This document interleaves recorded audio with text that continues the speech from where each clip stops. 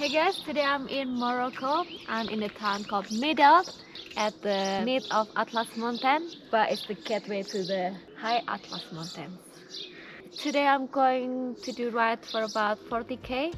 Let's do it.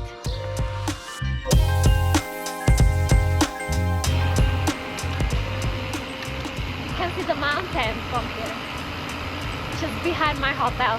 So cool. The Drâa-Tafilalet region is in the southeast of Morocco. With the high Atlas Mountain in the north and the Saharan landscape in the south, the region is shaped by deep Berber heritage seen in its language, architecture, and music. Major towns include Erashidia, Ouarzazate, Zagora, Tinghir, and Midelt. Midelt is a high-altitude town in central Morocco. It's sitting between middle and high Atlas Mountain at around 1,500 meters. It's known for its cool climate, apple orchard, and strong Berber culture. It's a quiet local town surrounded by mountain scenery, a perfect base for exploring remote villages, hidden gorge, and the towering Jebel Aissi range. After leaving Midelt and heading to the countryside, you get a great view of the high Atlas Mountains and the prominent Jebel Aissi range. Hey guys, I just came out from the Midelt town and now I'm going through the countryside, and in front of me is the beautiful Atlas Mountain, and on the right over there is Jebel Aissi with a little bit of snow on top of it. What a beautiful morning to be here right now.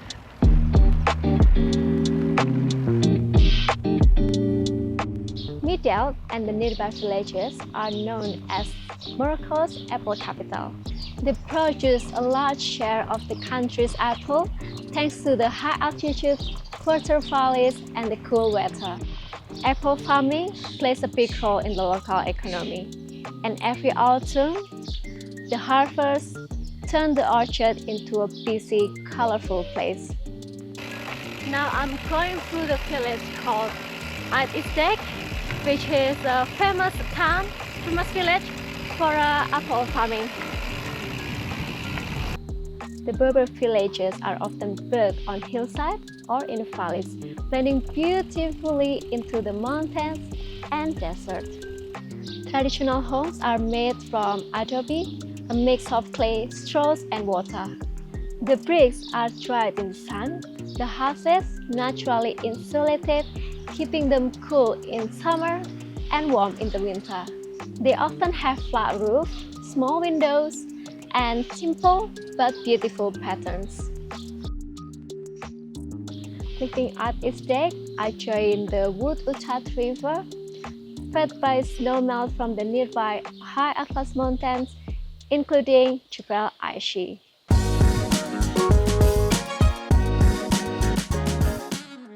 It winds through valleys and Berber villages, providing important water for the orchards.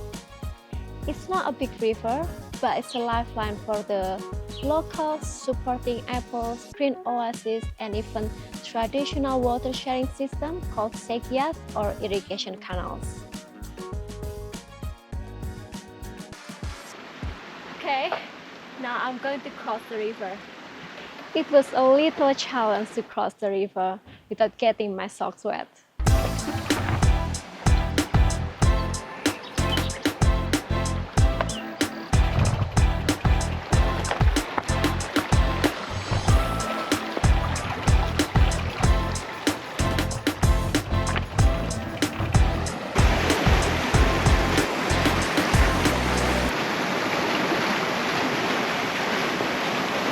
Part of the fun.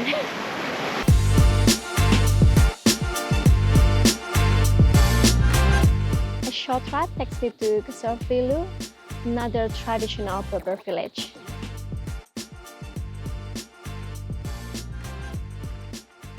So I'm going through the village called Gsarfilu, and on the left side here is the apple orchards. Life here is quiet and simple, and people still follow old customs and warm hospitality.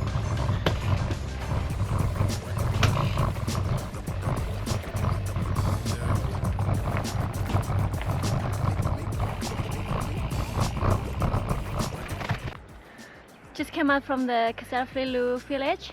Now I'm above the apple orchards. Also, I can hear the sound of the river on the right side, which is the wood hut, which I will go along.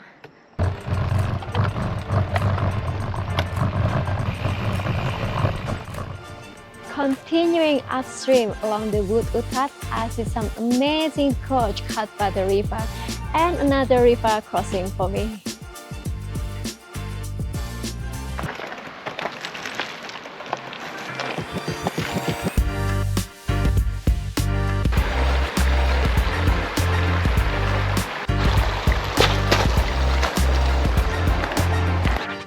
Oh no, still climb on the other side.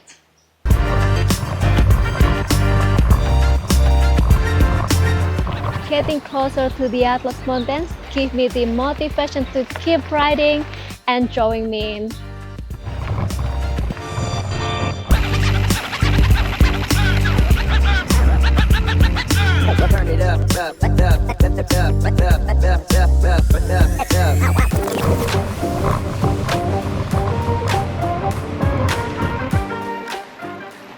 So now I'm riding along the Wood Uthat River. I'm getting closer to the high Atlas mountain.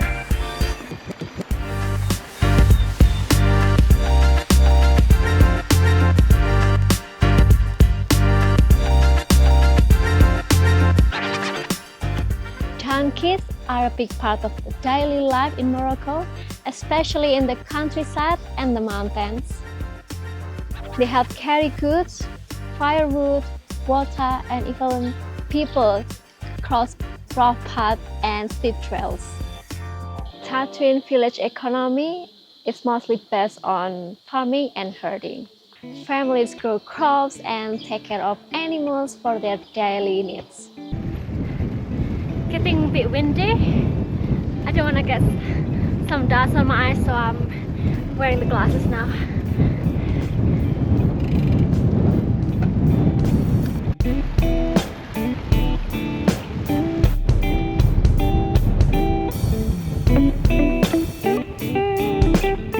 On my right hand side is the Twin Dam, a large water reservoir. It provides drinking water to Ouarzazate and helps local farms. It supports nearby communities and reduces pressure on the other El Mansour Edabi Dam. It's a little bit windy right now, and I'm going through the little town. It's called Tatuin.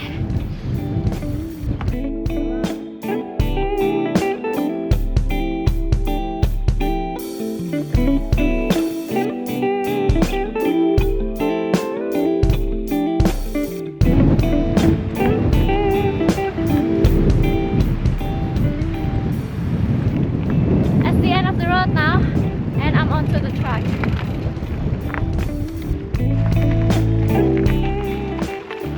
Now it's time for a quick break at the end of the road. The sun is high and it's getting hot. Having sugary jelly. I need Decathlon to sponsor me this because I like it. The next 4 kilometers of my ride cross over the dry bed of the wood hut.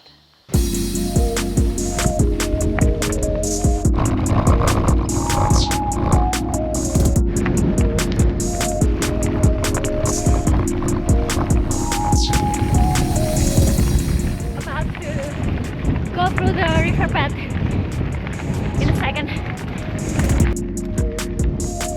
It's a rocky, empty landscape, but it's fun to ride through.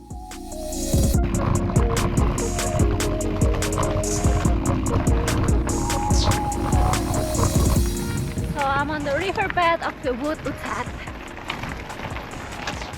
It's very dry, No water at all.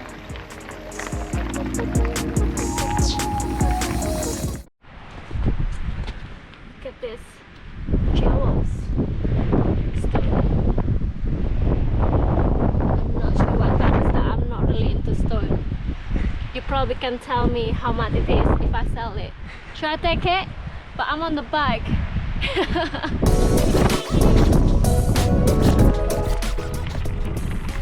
The next challenge is climbing out of the valley. I'm about 17k and I'm in the middle of the valley, and behind me is the high Atlas Mountains. And after this I'm gonna climb that way through these hills in front of me. And I think that will be the last climb. It's a steep, rocky, loose climb, not easy at all. I'm on top of the climb now. Bit tough, very rocky, sandy, and it's quite deep. The views from the tops are amazing. Looking back down into the valley feels rewarding. So I'm coming from down there all the way up here. Sometimes I sleep. I actually fell once. A little bit swollen, but it's okay. It's always part of the journey. And I get an awesome downhill ride from the top.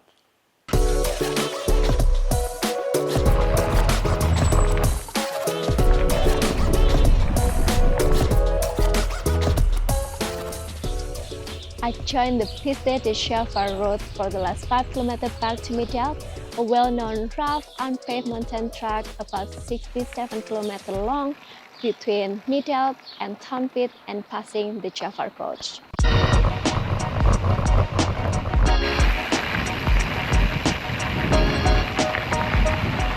Going downhill was really fun. Now I'm on Piste de Chauffeur road, which is the famous road to go to the Chauffeur coach. But luckily, it's all downhill for me.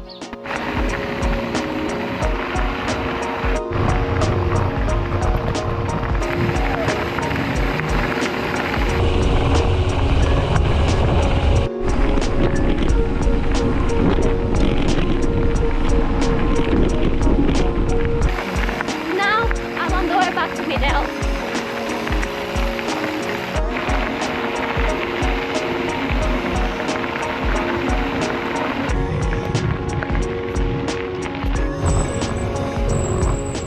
Back in Midelt, it's a short ride to my hotel.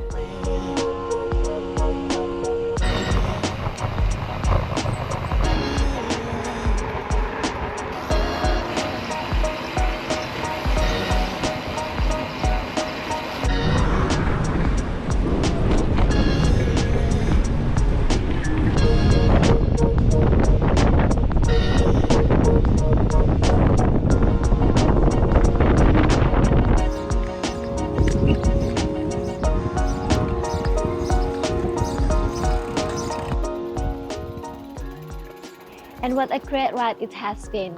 I hope you enjoy watching along.